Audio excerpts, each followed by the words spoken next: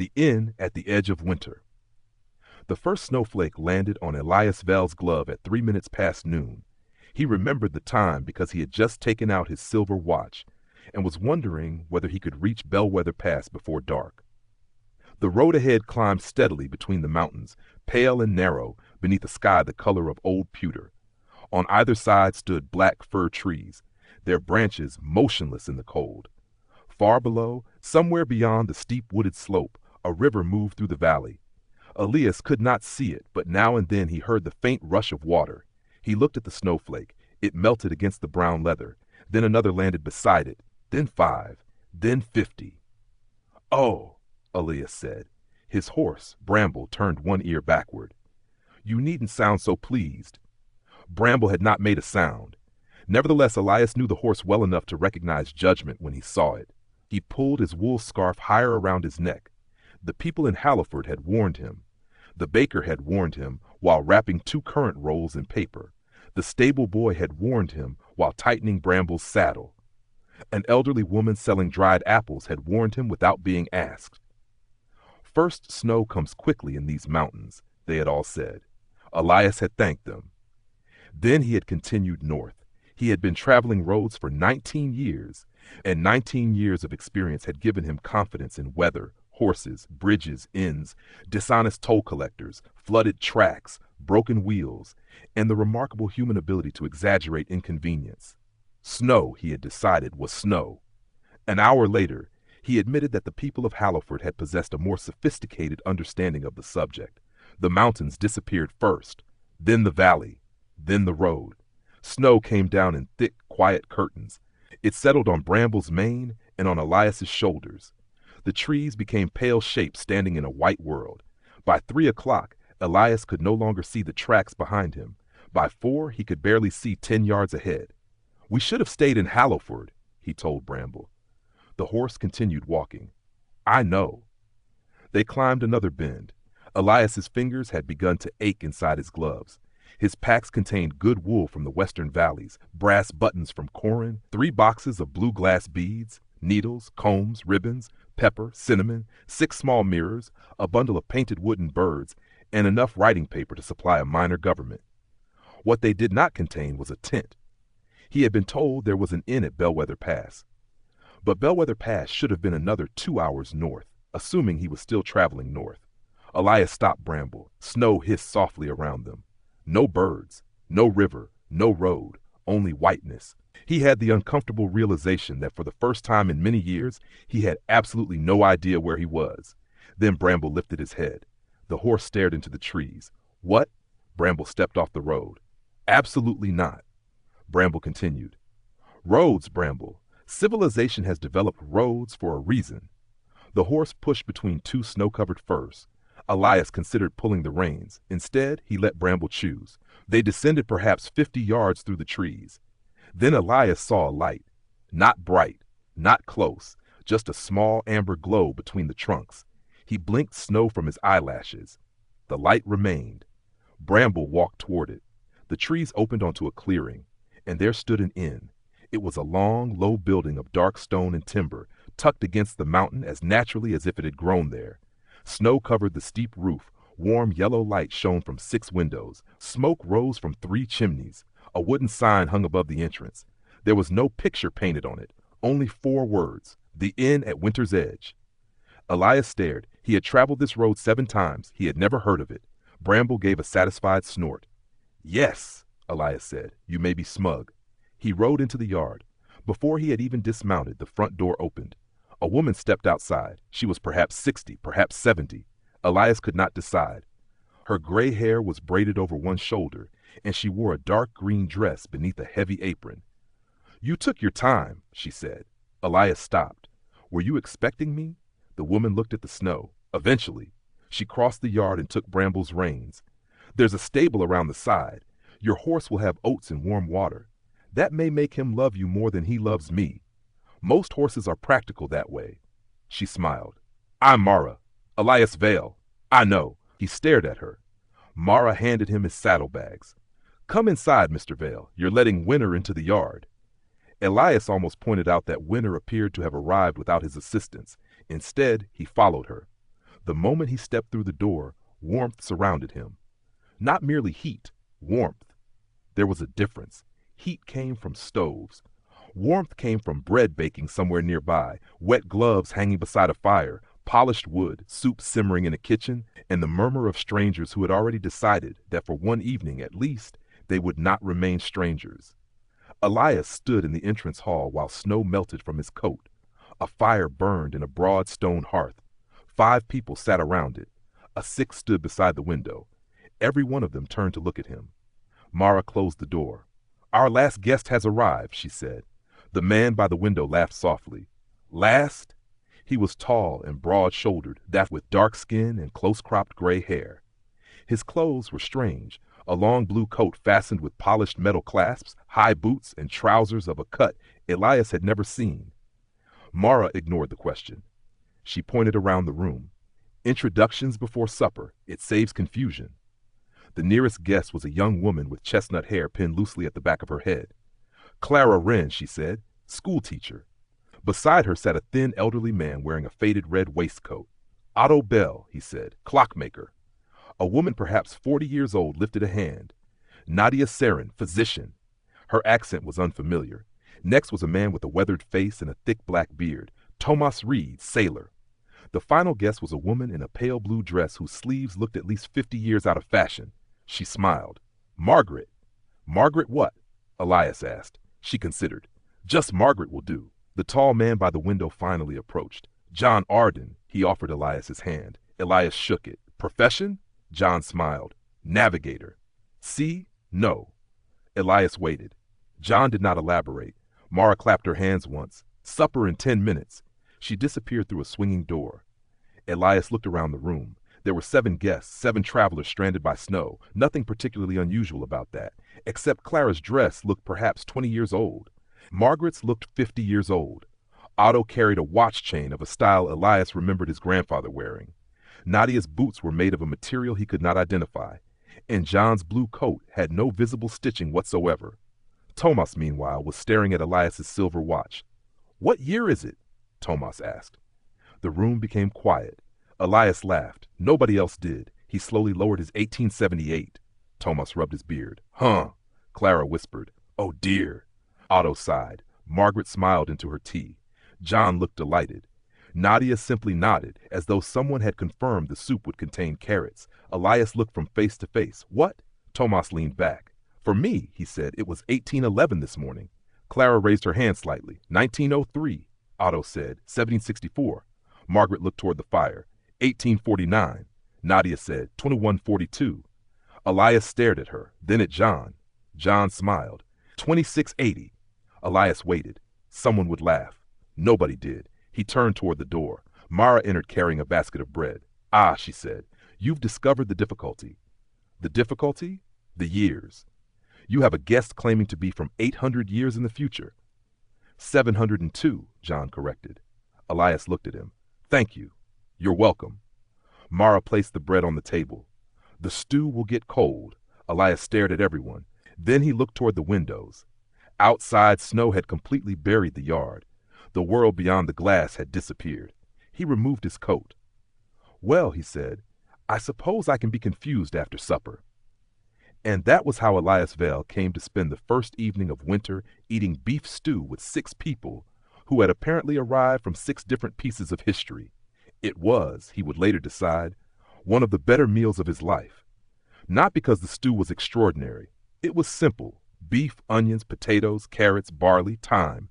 But the bread was warm, the butter salted, and after several hours in the snow, Elias would have considered boiled leather a respectable meal. Conversation began cautiously. Clara asked Thomas about sailing. Thomas asked Nadia whether people still use ships in her century. "Certainly." "With sails?" "Sometimes." He looked relieved. Otto asked John whether clocks still existed in the 27th century. John considered this. "Yes." Otto smiled. "Good. But most people don't carry them." Otto's smile disappeared. "Barbarians." Margaret laughed. Elias ate and listened. Gradually, disbelief became difficult to maintain. Nobody seemed to be performing a joke. Their knowledge was wrong in peculiar ways. Clara had never heard of a war, Elias remembered from childhood. Thomas thought the Western Railway was a fantasy. Nadia knew diseases none of them recognized. John mentioned settlements on the moon with the casual tone of a man discussing villages along a river. Elias finally put down his spoon. All right? Everyone looked at him. Suppose I believe you. Tomas raised an eyebrow. You don't? No. But suppose. Generous. How did we get here? Mara, who was carrying plates away, answered without turning. Snow. That explains nothing. It explains more than you think. When does the road reopen? When everyone is ready.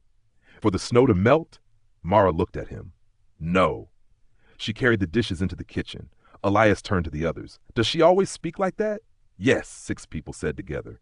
That made him laugh. And something changed after that. Only slightly, but enough. Later, Tomas produced a small wooden flute from his coat. He played quietly beside the fire. The tune had no name Elias knew. It moved like water over stones, cheerful in places, wistful in others. Margaret hummed along. You know it? Tomas asked. My mother used to sing something similar. When? About 40 years after you learned it, apparently. Tomas grinned. Clara found a pack of cards. Otto accused John of cheating. John insisted that card games had become extremely complicated in his century, and he was merely adapting. Nadia drank 2 glasses of wine and became unexpectedly funny. Elias watched them, 7 impossible travelers, and Mara moving quietly between them, adding logs to the fire. At 11, she handed Elias a brass key. Room 7. Of course. He climbed the stairs. His room contained a narrow bed, a washstand, a wardrobe, and a small window overlooking the forest. There was no clock. Elias undressed. Before getting into bed, he looked outside.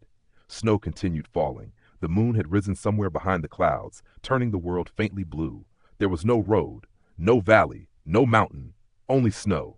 On the windowsill sat something he had not noticed before, a wooden bird, one of his own. Elias frowned. He picked it up. He sold dozens like it. This one was a swallow painted blue. On the bottom, carved into the wood, were 2 words.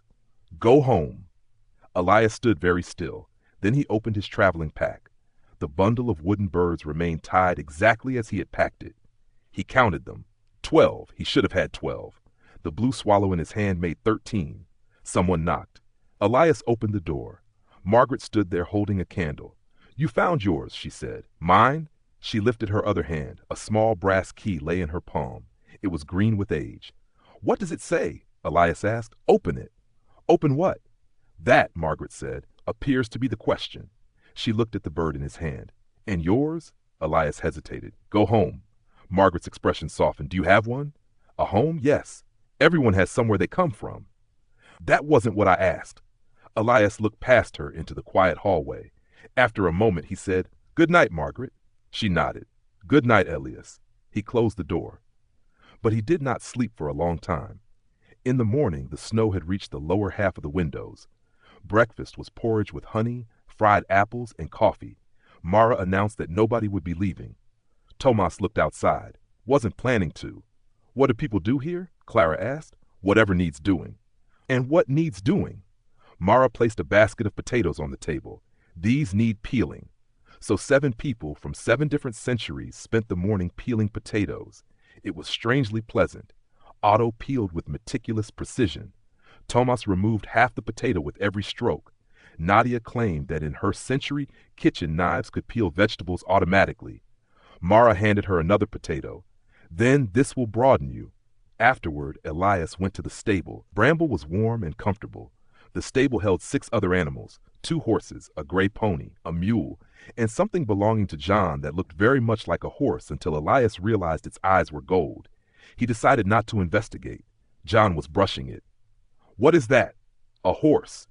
That is not a horse. Horse is close enough. Elias leaned against the stall. Does everyone receive an object? John nodded. He reached inside his coat and produced a small glass sphere. Inside it floated a point of light. What does yours say? It doesn't say anything. What does it do? John held the sphere out. The light moved. It drifted toward Elias, then away. Navigation instrument? It used to be. Used to? John looked at the sphere. Now it points backward. Elias waited. John returned it to his pocket. You? Wooden swallow. It says go home. John continued brushing the strange horse. Will you? I'm a merchant. That wasn't the question. Elias frowned. You people ask very inconvenient questions. It may be why we're here. That afternoon they explored the inn.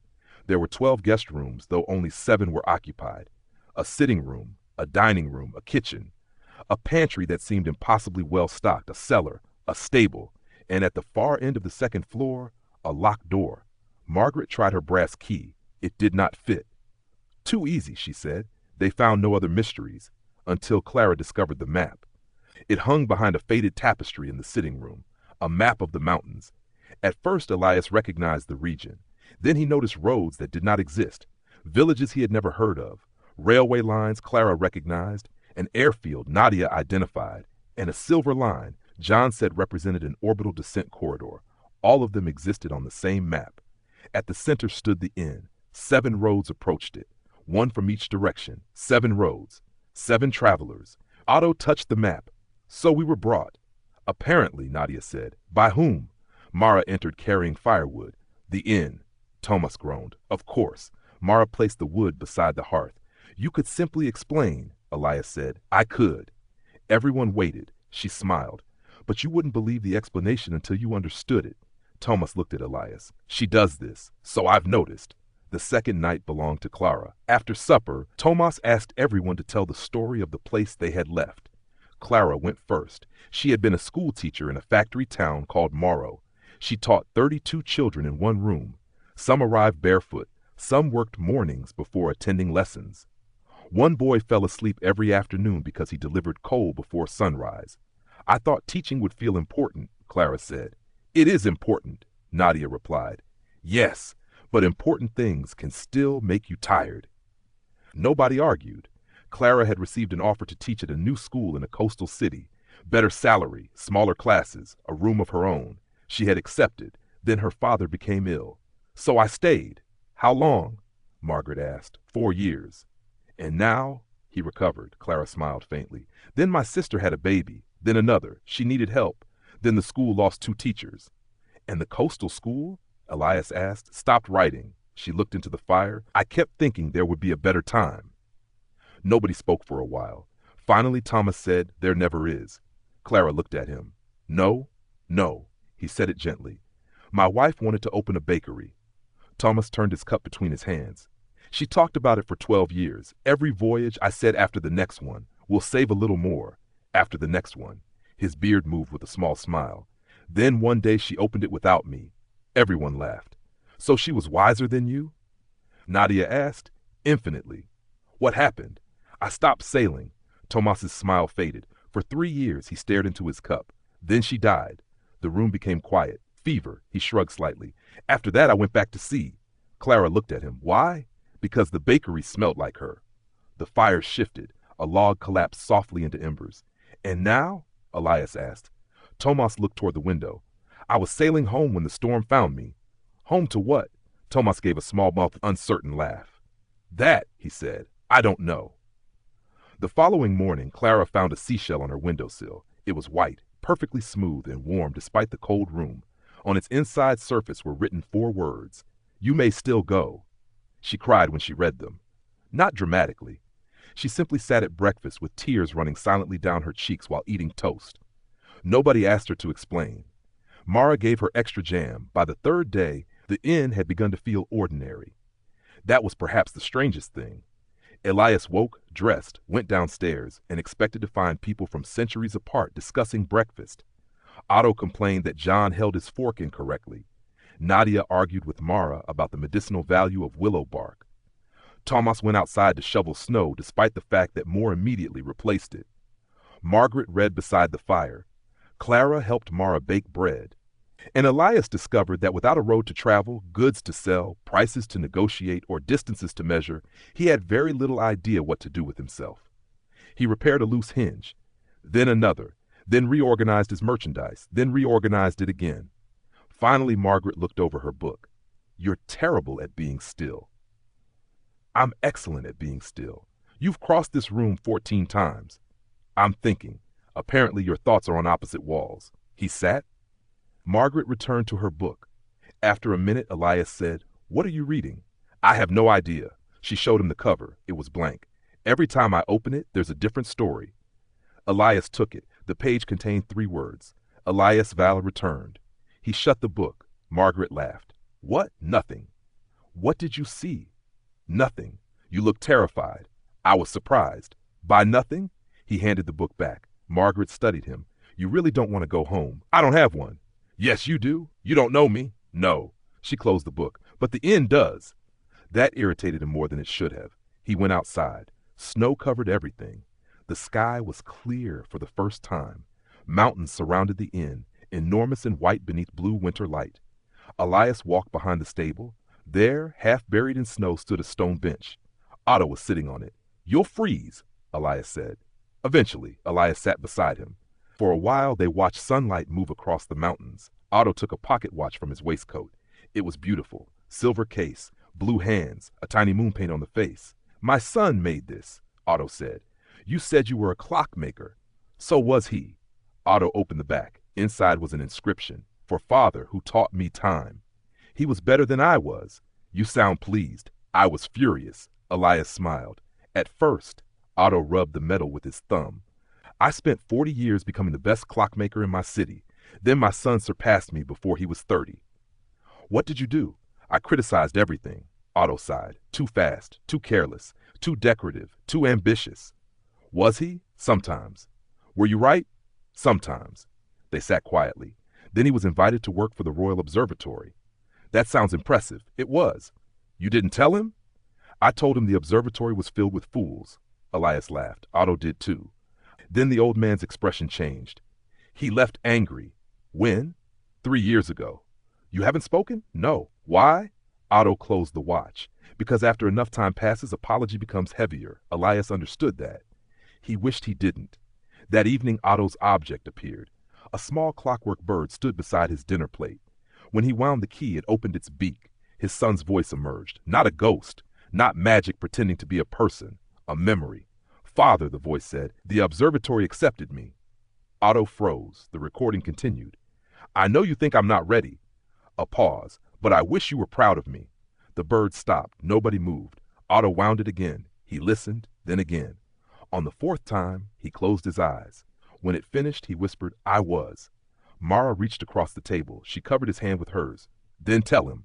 Otto looked at the snow outside. Can I? Yes. That was all she said. The next morning, one road appeared on the map. A thin, black line running south. Clara saw it first. The snow hasn't melted. Outside, the world remained white. But behind the inn, between 2 fir trees, a narrow path had opened. Otto stood in the doorway wearing his coat. Everyone gathered to say goodbye. You're leaving? Elias asked. Otto nodded. My workshop is 3 days away. In 1764. Yes. You think the road will take you there? Otto smiled. I think that is the point. He shook Elias's hand, hugged Clara, accepted a package of food from Mara. Then he climbed onto his pony. Before leaving, he looked back. John? Yes? People still make things by hand in your century? John smiled. Every day. Otto nodded. Good. Then he rode between the trees. Snow began falling behind him. Within moments, the road disappeared. 6 guests remained. That evening, they opened wine. Not because they were celebrating Otto's departure, but because Mara said wine should never be saved for a sufficiently important occasion. Opening it makes the occasion important, she explained. Thomas approved of this philosophy. After supper, he played his flute. Clara danced with Margaret. Nadia taught John a song from the 22nd century, which turned out to be mostly about tomatoes. Elias laughed until his ribs hurt. Later, when everyone had gone upstairs, he remained by the fire. Mara sat opposite him. You knew Otto would leave. Yes. Will we all? Yes. When? When you're finished. With what? Mara picked up her tea. You know? No, I don't. You're a merchant. What does that have to do with anything? You spend your life determining value. Elias looked at the fire. Occupational habit. You know what wool is worth in 3 provinces. You know the price of pepper in spring and glass in autumn. You know which towns pay well for buttons and which villages prefer ribbon. Yes, but there's one thing you've never managed to price correctly. He looked at her. What? Time. The word remained between them. Elias stood. I'm going to bed. Mara nodded. Good night. At the stairs, he stopped. My brother died 11 years ago. Mara said nothing. Elias continued facing away from her. His name was Samuel. The fire cracked softly. He had a farm outside Linden. Elias swallowed. He asked me to become his partner. Did you? No. Why? I wanted to travel. Mara waited. He had a daughter. Elias's voice grew quieter. Rose. How old? She'd be 23 now. You haven't seen her? Not since the funeral. Why? Elias looked at the dark staircase. Because I left. He went upstairs. In his room, the blue swallow waited on the windowsill. Go home. This time, he did not turn it over. He already knew. The 5th day belonged to Nadia. They found her in the kitchen before sunrise. She was sitting at the table with a cup of coffee. Mara was making dough. Elias entered quietly. Nadia looked exhausted. Couldn't sleep? No. He sat across from her. She pushed a strange flat object toward him. It looked like black glass. My object. What does it do? Nothing. Elias touched it. Light appeared. He jerked his hand away. Nadia smiled. Sorry. Words appeared on the surface. He could not read them. What is it? My resignation. From what? A hospital. She stared at the glowing screen. I wrote it 6 months ago. Why didn't you send it? Because I'm needed. Mara continued kneading dough. Nadia glanced toward her. Don't. I didn't say anything, Mara replied. You were about to. I was making bread. Nadia looked at her. She's impossible. So I've heard. Nadia sighed. My hospital serves an agricultural district. Not enough doctors. Not enough equipment. Too many patients. And you want to leave? Yes. Why? Nadia's fingers tightened around her cup. Because I'm tired of watching people hurt. Elias waited. I thought being a doctor meant saving people, she said. Doesn't it? Sometimes? She looked down. Sometimes it means sitting beside someone when you can't. Mara placed the dough in a bowl. Nadia whispered, I'm tired of being brave for strangers. Elias understood that too. Not exactly, but enough. What would you do instead? Nadia smiled faintly. Grow oranges. He laughed. I'm serious. So am I. My grandmother had an orchard. Sounds good. It was. Then go. Nadia looked at him. It's not that simple. No. Elias leaned back. Nothing worth doing seems to be. Mara covered the dough with a cloth. Very wise. Elias pointed at her. Stay out of this. Mara smiled. That afternoon, Nadia's black glass changed. The resignation vanished. A new message appeared. She read it 3 times. What does it say? Clara asked. Nadia translated. Nimpost. I cannot care for everyone by destroying the person who cares. She sat quietly for a long while. The next morning, another road opened. Nadia left after breakfast. She hugged everyone. Even Mara. Will I remember this? She asked. Yes, Mara said. Will anyone believe me? No. Nadia laughed. Good. She stepped onto the road. 5 remained. That afternoon the storm returned. They spent the day inside. Thomas taught Elias a sailor's knot. Clara read aloud from Margaret's changing book. John told them about a world with 3 moons. Nobody quite believed him. Then Margaret asked whether the moons were beautiful. John became quiet. Yes. Then I believed that part. At supper, Thomas did not eat much. He kept looking at the fire. Finally, he said, I know what mine is. He placed a small object on the table. A bakery token. Copper. Worn smooth. My wife had these made. He turned it over. On one side was stamped a loaf of bread. On the other, 1 loaf owed. She gave them to people who couldn't pay. Clara smiled. Smart woman. She was. What's unfinished? Elias asked. Thomas looked at him. I sold the bakery. Nobody spoke. After she died. His thumb moved across the token. I thought I was selling a building. But I think I sold the life we made. Mara shook her head. No. Thomas looked at her. You sold a building. He stared. Mara continued. Your life with her happened. Nothing you did afterward erased it. Thomas's eyes filled. He laughed quietly and wiped them. I've spent 6 years feeling guilty because I didn't want to stay in rooms that hurt. Mara sat beside him. You loved her. Yes. You left. Yes. Both can be true. Thomas nodded. For a long time, nobody said anything. Then Clara reached across the table and took his hand. The following morning, Thomas's road led east. He stood outside with his sea chest. Where will you go? Elias asked. Somewhere I've never been. Not home? Thomas smiled. I think maybe home is allowed to move. He gave Elias the bakery token. For luck. I can't take this. You can. Elias closed his fingers around it. Thomas hugged him. Then Clara, then Margaret, John, Mara. He walked down the road whistling the tune he had played their first night. Soon he disappeared into the snow. 4 guests remained. The inn became quieter, not empty, just larger. That evening Clara found her road. She cried again. I've decided I cry easily, she said. There are worse habits, Margaret replied. Clara's road would take her to the coast, not back tomorrow. You're going? Elias asked. She nodded. I don't know if the school will still have me. What if it doesn't? I'll find another. She smiled. I think I've been waiting for permission. From whom? Myself, apparently. She left the next morning. Before going, she gave Elias a piece of chalk, in case you ever decide to teach someone something. I sell buttons. You know more than buttons.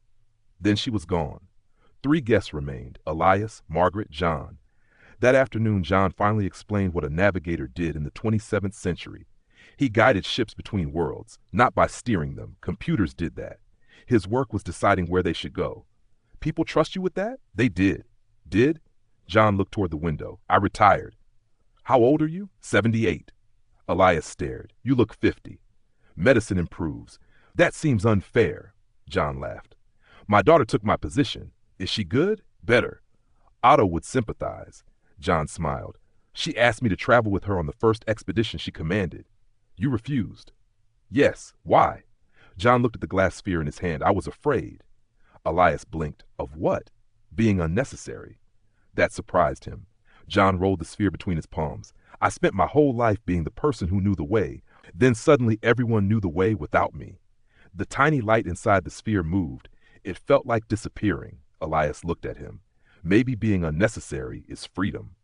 John smiled. That sounds suspiciously like something a man should tell himself. Probably. Do you believe it? No. Neither do I. They laughed. That night, John's sphere stopped pointing backward. The light turned toward the window. His road appeared before dawn. He left riding the golden-eyed creature. What will you do? Elias asked. John looked up at the pale morning sky. Get lost with my daughter. Then he rode away. 2 guests remained. Elias and Margaret. The inn became very quiet. For the first time since arriving, Elias heard the clocks. There were dozens, small clocks, tall clocks, clocks on shelves, clocks in hallways. Their ticking had been hidden beneath voices, laughter, footsteps, music. Now time filled the building. Margaret stood beside the map. My road hasn't appeared. Neither has mine. You know yours. Yes. Linden. Yes. She looked at him. Rose. Yes. You'll go. It was not a question. Elias stared into the fire. I missed 11 years. Yes. She may hate me. Yes. She may not want me. Yes. You're terrible at encouragement. Margaret smiled. You don't need encouragement. You need honesty. He looked at her. What about you? She took the brass key from her pocket. I still don't know. They tried every lock in the inn. The pantry, the cellar, the stable, cupboards, chests, desks, nothing. Finally, Elias remembered the locked door upstairs. You already tried it? I know. Margaret inserted the key. It turned. The door opened. Beyond it was not a room. It was a garden. Warm sunlight spilled across the floorboards. Elias stopped. Outside, snow covered the mountain, but beyond the doorway stretched a summer garden. Roses, tall grass, apple trees, bees. Margaret whispered, "Oh." She stepped through. Elias followed. The air smelled of lavender. At the far end of the garden stood a white house. Margaret began walking, slowly at first, then faster. A man stood beneath an apple tree. He looked perhaps 30. Margaret stopped. Elias saw her hands begin to shake. The man smiled. Maggie. Margaret covered her mouth. Elias understood. He stepped back. This was not his moment. Margaret crossed the garden. The man opened his arms. She reached him.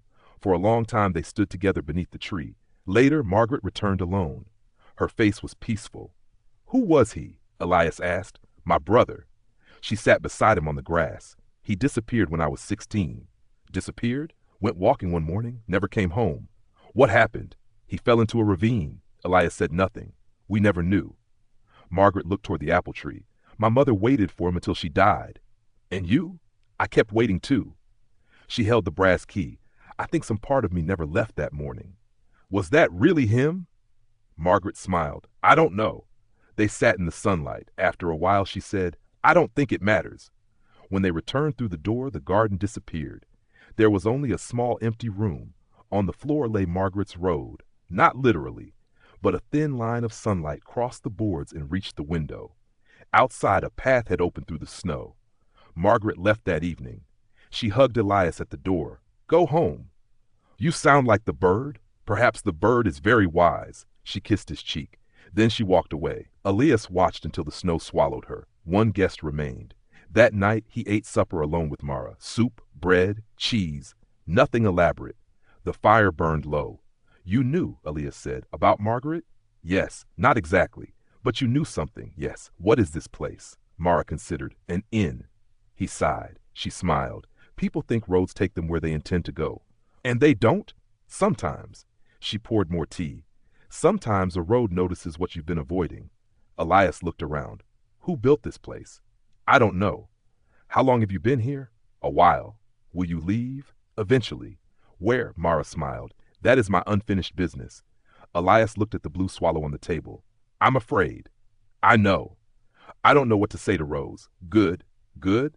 If you had a perfect speech prepared, you'd probably hide behind it. He turned the wooden bird over. Go home.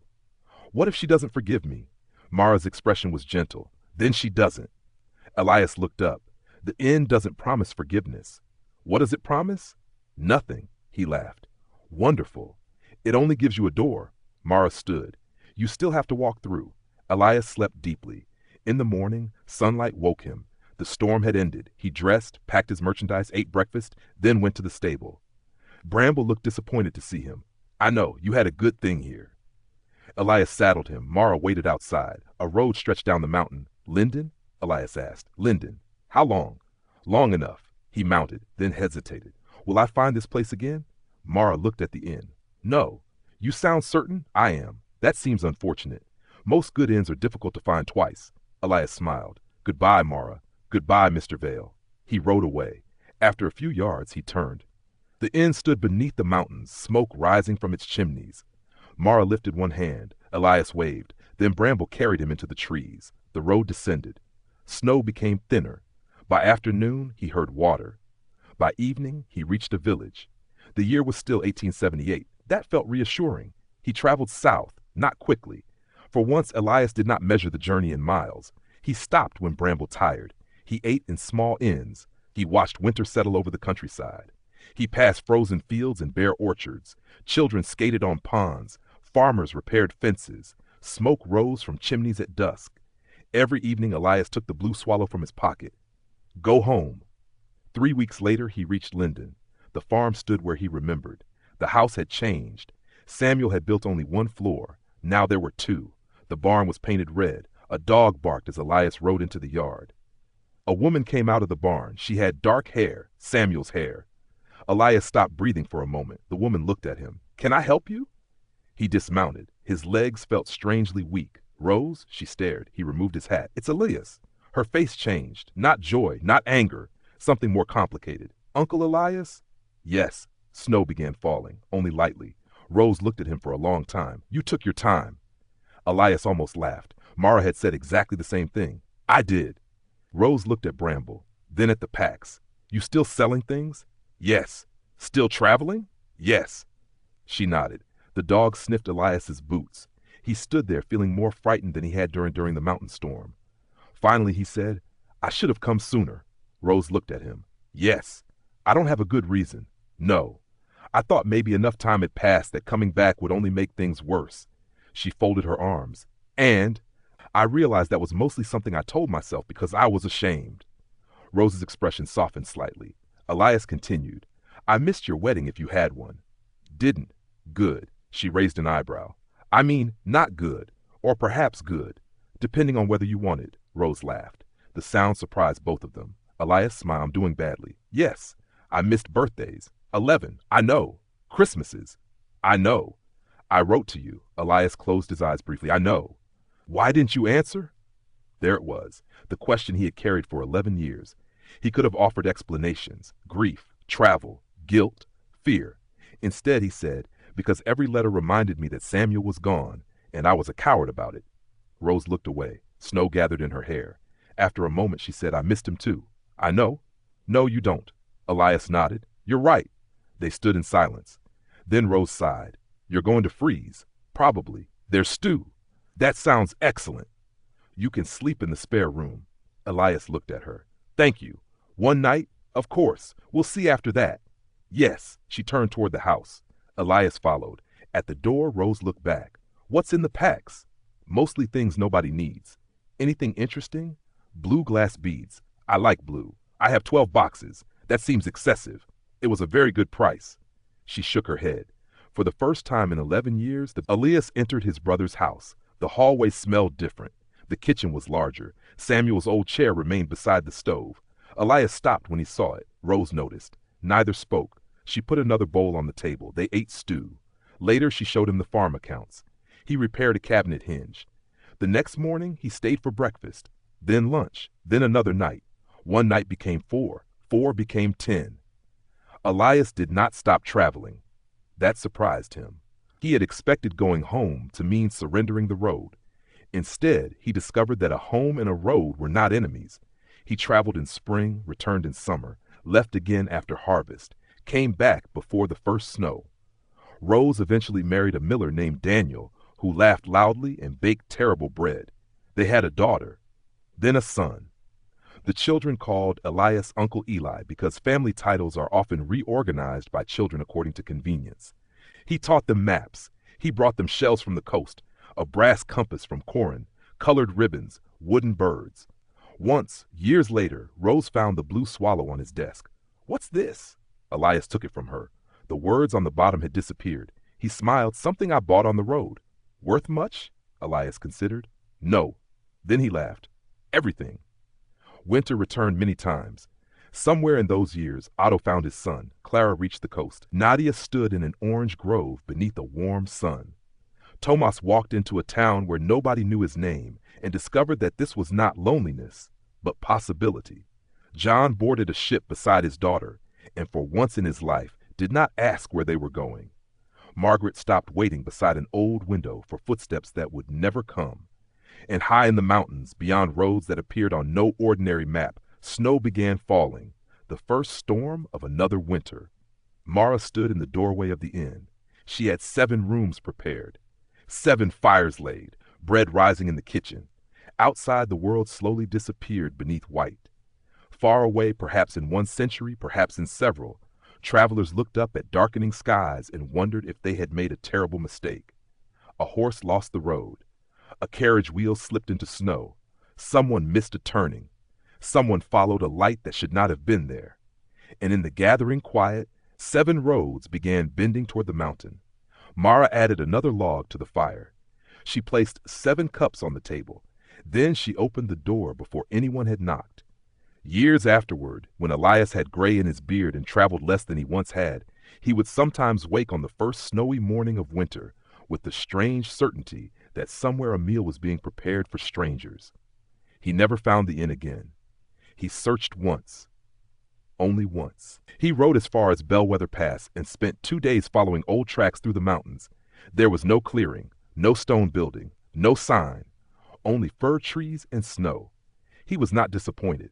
Some places, he had learned, were not meant to become destinations. They existed for the moment between one road and another. A pause, a table, a fire, a room where the things you had avoided could finally sit beside you without accusation. A place where people from impossible distances might share bread and discover that regret sounded remarkably similar in every century. Elias returned to Linden before evening. Rose was waiting on the porch. "You find it?" "No." "I told you." "You did." She handed him a cup of hot cider. Children were shouting somewhere behind the barn. Daniel was arguing with a stubborn gate. Snow covered the fields. Elias stood beside his niece and watched evening settle across the farm.